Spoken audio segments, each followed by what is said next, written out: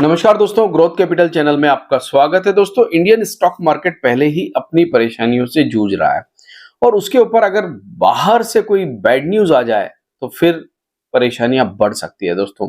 तो दोस्तों, अमेरिका से बैड न्यूज आ रही है। क्या न्यूज आ रही है दोस्तों, और इसकी वजह से क्या इस कारण हम भी गिर सकते हैं? क्या कल फिर से कोई ब्लैक फ्राइडे हो सकता है? तो चलिए आज के इस वीडियो में हम यही जानने की कोशिश करते हैं। सबसे पहले दोस्तों अपडेट दे दूं आपको कि लास्ट वीडियो जब हमने बनाया था उसके अंदर मार्केट के डेटा अपडेट नहीं हुए थे दोस्तों। तो यहाँ पर हम देख रहे थे एफआईआईज डीआईज के जो डेटा थे वो 0 आ रहे थे और वही मैंने अपडेशन आपको दिया था, तो उसको ठीक कर लेते हैं। यहाँ पर एफआईआईज करीब करीब 3,311 करोड़ रुपए बिकवाली करते हुए हमें नजर आ रहे हैं। एफआईआईज ने 3,907 करोड़ की खरीदारी कैश मार्केट में की है। वही फ्यूचर्स के अंदर एफआईआईज ने 1,510 करोड़ और स्टॉक्स ऑप्शंस के अंदर 729 करोड़ की खरीदारी करी है।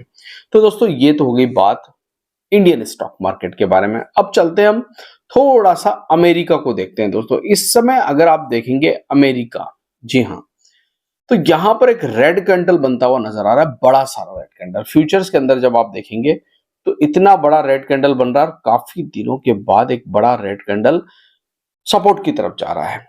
अमेरिका के मार्केट में क्यों बिकवाली हो रही है दोस्तों, उसके पीछे का कारण अगर आप जानने की कोशिश करेंगे तो आपको समझ में आएगा कि ये जो एक्चुअल में बिकवाली हुई है इसका सबसे बड़ा कारण क्या है। तो कारण स्टार्ट होता है एफओएमसी की मीटिंग के वजह से। जी हाँ, आपको पता है इसके मिनट्स आए। हमेशा जो एफओएमसी की मीटिंग होती है इसके मिनट्स आते हैं दोस्तों। तो 28 और 29 जनवरी को एफओएमसी की मीटिंग हुई थी, जिसका निष्कर्ष क्या निकला था कि फिलहाल कोई रेट कट उन्होंने वहां नहीं किया था। मगर इस मीटिंग मिनट्स में ऐसा क्या पावेल साहब ने लिख दिया दोस्तों कि मार्केट जो है यूएस का वो इस समय थर थर कांप रहा है। और आगे का उन्होंने क्या व्यू दे दिया है कि मार्केट को ये अच्छा नहीं लग रहा है। तो करीब करीब 10 पॉइंट उन्होंने उठाकर दिए हैं दोस्तों। 10 पॉइंट उन्होंने ऐसे उठाकर दिए हैं जिसकी वजह से आप देखेंगे यहाँ 10 पॉइंट आपको मिलेंगे। और सबसे ज्यादा इस समय अगर कहीं कोई बात की जा रही तो वो कही जा रही है महंगाई, साथ ही साथ रेट कट। दो बातें और ट्रम्प साहब इन दोनों बातों के दायरे में आके खड़े हो गए हैं। मार्केट कह रहा है कि ट्रम्प साहब की जो नीतियां हैं दोस्तों, ये इस समय अनसर्टेनिटी पैदा कर रही है माइक्रो आउटलुक के अंदर। और इसकी वजह से जो हमारा महंगाई को 2%, जी हाँ, ले जाने का, जो इन्फ्लेशन को 2% ले जाने का जो हमारा टारगेट है, इसके अंदर हालांकि हम प्रोग्रेस कर रहे हैं। पावेल साहब कह रहे हैं हम प्रोग्रेस कर रहे हैं, मगर सप्लाई चेन बहुत सारी चीजें ऐसी है जो डिस्टर्ब हो रही है ट्रम्प साहब की वजह से। और ट्रम्प की वजह से जो ये चीजें डिस्टर्ब हो रही है दोस्तों, ये कह रही है कि मार्केट भी इस समय आपको महंगा लग रहा है। साथ ही साथ महंगाई अगर कम नहीं होती है और नौकरियां नहीं बढ़ती है तो हम रेट कट नहीं कर पाएंगे। इस एफओएमसी की मिनट्स में ये सारी बातें हुई और दोस्तों इसका इंपैक्ट इस समय अगर आप देखेंगे अमेरिका के अंदर भयंकर तरीके से पड़ता हुआ नजर आ रहा है। डाउ जोन्स को अगर आप देखेंगे इस समय तो गजब की मंदी वहां पर दिख रही है। 575 पॉइंट डाउ जोन्स ऊपर से साफ हो गया है। हालांकि जब मैं ये वीडियो बना रहा हूं तब ये कंडीशन है, आगे मुझे नहीं पता कि जब मार्केट क्लोज होगा तो कितना होगा। नेस्डेक 235, करीब करीब 1% नेस्डेक चला गया, 1.5% डाउ जोन चला गया और 1.5% के आसपास वहां का स्मॉल कैप इंडेक्स, जी हाँ, स्मॉल कैप इंडेक्स 2000 साफ हो गया। तो देखिए ये रिकवर होंगे या नहीं होंगे वो रात की 1:30 बजे के बाद आपको पता चलेगा, क्योंकि मार्केट जब वहां क्लोज होगा तब हमें पता चलेगा कि एक्चुअल पोजीशन क्या हुई है। फ्यूचर्स के अंदर इतनी बड़ी अगर गिरावट हुई है तो क्या ये गिरावट संभलती है या ये गिरावट और बढ़ते हुए हमें नजर आती है? अगर ये और बढ़ती है तो कितना बढ़ेगी दोस्तों? अगर आप डाउ जोन्स के इस समय का चार्ट देखेंगे दोस्तों, चार्ट आपके सामने है, तो डाउ जोन्स का ये चार्ट आपके सामने इस समय खड़ा है। अभी आप देखेंगे तो अगर मैं डाउ जोन्स के सपोर्ट की बात करूं तो कई दिनों से डाउ जोन्स एक लेवल को जो है सपोर्ट ले रहा है। नीचे का अगर मैं मानूं तो ये दो कैंडल को आप मान सकते हैं कि ये सपोर्ट लेवल है वहां पर। मतलब इस सपोर्ट के क्या नीचे चला जाएगा डाउ जोन्स, और अगर ये क्लोजिंग नीचे की तरफ दे देता है तो कई दिनों का मूवमेंट तोड़ देगा। हालांकि देखिए हमारा मार्केट तो गिर रहा था और आप डाउ जोन्स को देखेंगे तो ये लगातार भाग रहा था जब से ट्रम्प साहब आए, और ट्रम्प साहब के आने के बाद इन्होंने बहुत बड़ी रैली कर दी दोस्तों। और इनका मार्केट ट्रम्प साहब के बाद इतनी तेजी से चला जिसके बारे में हम शायद सोच भी नहीं सकते थे। तो जनवरी से ही आप देख रहे हैं कि मार्केट जब से ट्रम्प साहब ने शपथ ली है तब से, या ये कह लीजिए जब से इलेक्शन के रिजल्ट आए, जी हाँ, जब से इलेक्शन के रिजल्ट आए तब से डाउ जोन्स में बहुत बड़ी, और डाउ जोन्स अपने लाइफ हाई पे ट्रेड कर रहा है। मगर अब तक जो हम गिर रहे थे दोस्तों, अगर आप निफ्टी के बारे में बात करें, उल्टा चार्ट है। डाउ जोन्स का चार्ट आप देखेंगे भागते हुए का है, ठीक है, और वहीं पर आप निफ्टी को खोलेंगे तो निफ्टी का चार्ट उल्टा है दोस्तों। मतलब जो डाउ जोन्स में हुआ हम हमारे यहाँ अपोजिट में हुआ है।